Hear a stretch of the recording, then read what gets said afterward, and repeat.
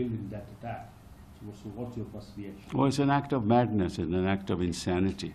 But there's much more to it, quite frankly. Obviously, it's been very carefully planned, this attack. Why do I say that? This is Besaran Valley is a little uphill from Pahalgam, okay? Nobody can go there by car or any other mode of transportation except by ponies.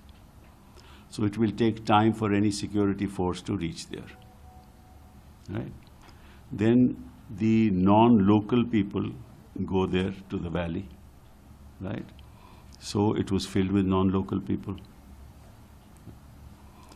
So for terrorists to actually spot this particular place, they must have planned it very carefully, right? And one is told that they probably came from Kishtwar through Gokarnag and then here. Then what they did was, when they reached there, they had AK-47, two of them have AK-47s, the others also had, you know, weapons of.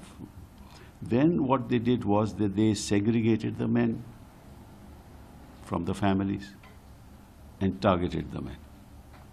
So this also must have been thought of earlier. And they also knew that by the time any information reaches the security forces, because this, as you know, Pahalgam is a high security zone because of the shrine there, right? The Amarnath shrine there. So they would have known that no, it will take time for the security forces to reach there, so they vanished, right? So therefore, number one, it is a very carefully planned attack, right, to target innocent people. Now, what is more important is that the General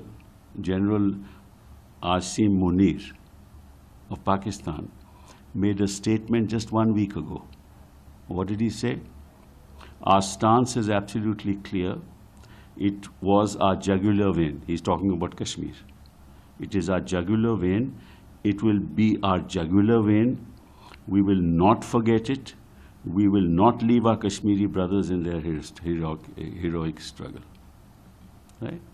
Then this is apparently an arm of the Lashkar-e-Toiba that has taken accepted that this is our attack. Right? It's called the resistance force. It's an arm of the Lashkar-e-Toiba. Now, if the general makes this statement and an arm of a Lashkar-e-Toiba is doing this, and that they are all located in Pakistan, so it's an act of terrorism by the state. It's state-sponsored terrorism. Now, under our Terrorist Act, you can proscribe terrorist organizations. If it's state-sponsored terrorism, Pakistan should be proscribed as a terrorist organization. And those responsible for this should be prosecuted in the International Criminal Court, as is sought to be done by some other, against other heads of state, right? So I urge the Home Minister to proscribe Pakistan as a terrorist state and a terrorist organization under our Act, and move the International Criminal Court for prosecution.